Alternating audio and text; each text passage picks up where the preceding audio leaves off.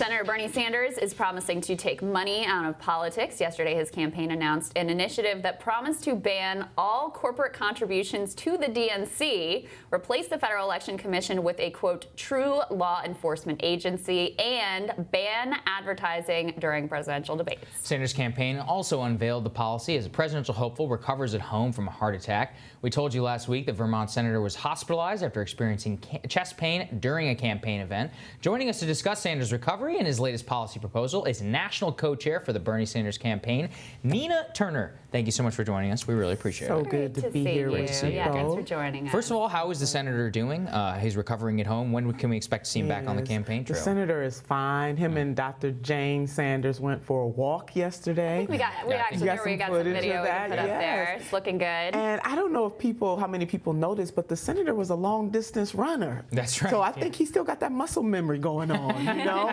He used to walk on a very regular basis until taking up the rigors of running for president. But the senator is doing just fine, and he is, raring to go. And all of the outpouring of support and love and well wishes and even prayers. Some people do pray. Yes. I'm one of those people, but just people were really cheering him on and his family. But he's in great spirits. That's great, and he definitely plans to be at the debate. Yes. Good. So the media some of the media have accused the campaign of a, quote, cover-up regarding his health scare. In Politico today, Andre Ramirez, a Nevada-based Democratic strategist, was quoted as saying, it's one of those things where the cover-up is worse than the crime. I don't think anybody would have cared if they said he had a heart attack, got on a few days later, and then everything's good. There seemed to be a refusal or hesitance to say Bernie Sanders had a heart attack. What's your response to that? When you have a crisis in your life, your first damn thought is not to notify the media. Right. The first thought is to find out what is going on with the doctors and then have family.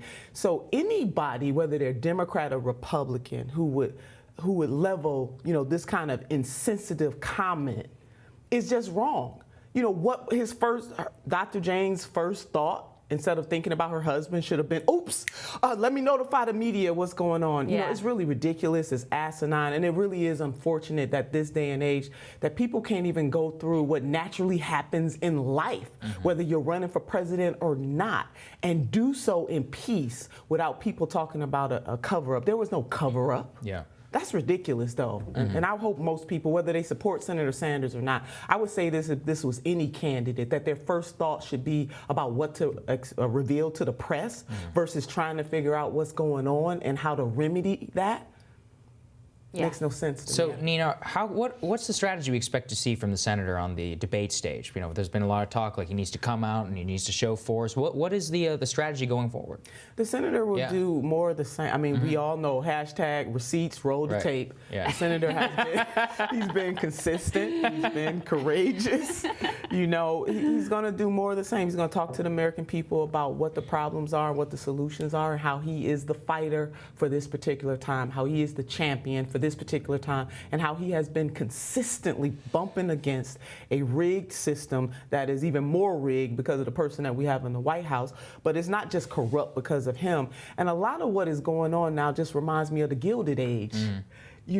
When Mark Twain talked about it, something, I think he said something like it's glitter, but all that glitter is to cover up corruption. Right. So the senator will continue to bump up against corruption. He will talk about what the vision is, what can be. To quote President Nelson Mandela, it always seems impossible until it is done. Yeah. He's going to be very much who he has always been. And that is the beautiful thing about Senator Bernie Sanders and why so many people love and respect him. Even people who don't agree with all of his policy positions, they respect him because they know that he is authentic and he is genuine and he's going to tell the truth. Yeah, I think that's fair to say. I thought the Money in Politics plan was really interesting, banning corporate contributions to the DNC. How about that? Banning TV ads during presidential debates. How about that? What was the inspiration for the plan, and how does it contrast with with your competitors? I mean, the senator has been talking for a very long time about corruption in the political space, and we all know that the more money you have, you flat out buy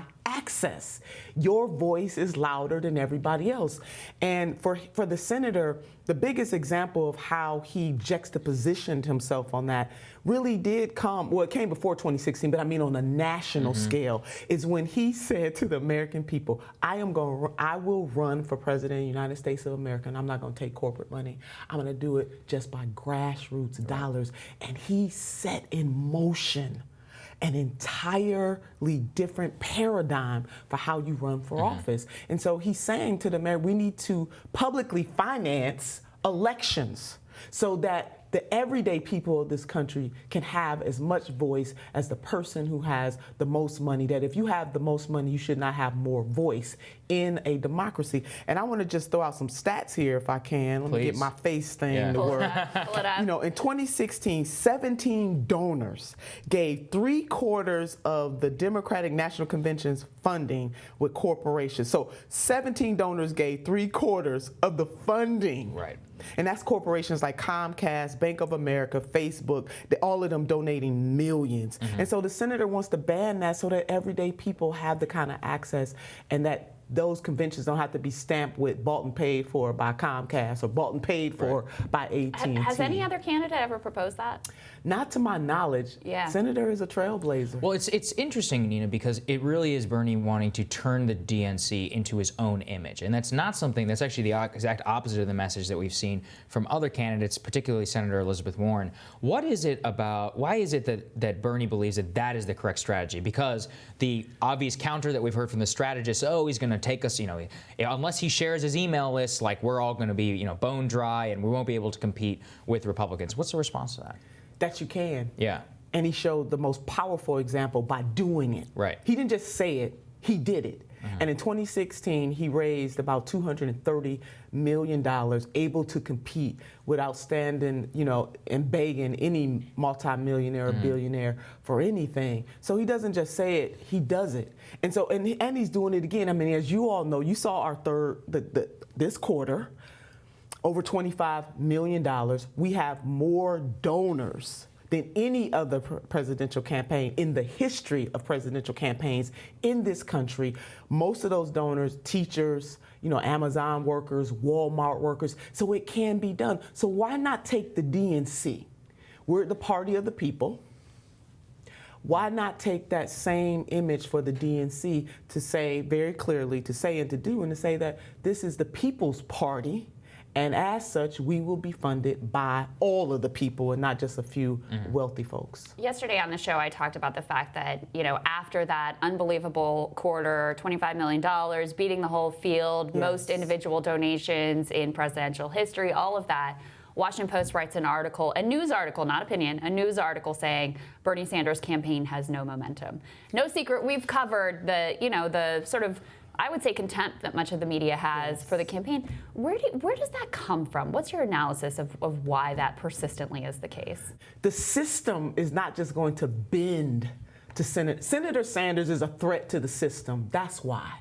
And the system is not just going to bend on its own to his will, the will of making this system work for the greatest number of people. So you got to make it do it. In the words of Brother Frederick Douglass, power concedes nothing without a demand. And so because the senator has been so transparent about, hey, I'm coming for you. I mean, he even has an anti-endorser list, as you know. They refuse to give him the credit that he deserves in his image. Hell, the Democratic Party and all of the Democratic candidates that are running right now wouldn't even have a platform without Senator Bernard Sanders. They all are, to some extent, whether they want to admit it or not, are preaching from the gospel, reading from the gospel according to Senator Bernard Sanders. And that is a good thing. The senator always says it's not about him, it is about us, and he really does mean that. But when you have somebody that's bold enough to say Medicare for all, that we should stop commodifying health care, saying that people should have a $15 an hour minimum wage, and not just saying it though, but on the front lines with the fight for 15, on the front line with Amazon workers and Disney workers, over 400,000 people get a raise, a living wage, not because he holds the seat, but because he's right there out there with the people. If he can do all that before he becomes president, imagine what we could do. I can hear him saying this now. Imagine what we can do once he gets into office. So it's just a flat out contempt for a man who said quite clearly that I'm coming for you. I am going to challenge a corrupt system that puts its weight on the everyday people of this nation. You know, I was just in South Carolina, and I marched with the Fight for 15 workers there, and it was McDonald's workers. And I remember having a pillow side with a young lady. Her name is Tanya. She's in her 20s, and she started crying to me about how she works 2 jobs, and she's working as hard as she can. She's doing the best that she can, but she still can't make it. And she said, you know, I'm single. I don't have any children, but I'm trying my best. So you look at Tanya, who's a single young woman, Right. and then you look at women who do have children, and then women and men. I'm not genderizing this. Right, sure. What I'm saying is that people are really suffering right now, and they are calling on a champion who won't equivocate, who won't say one thing on the debate stage, another thing when they get off, won't say one thing during the primary, and then do another thing in the general. And that champion is Senator Bernie Sanders. So to the system, he's coming for them, and they should be afraid. Well, Nina, thank you so much for joining us. see I you, really Nina. appreciate it. Thank Glad to hear you. the senators Safe doing well. travels. Thank you. Yeah. We'll have more Rising after this.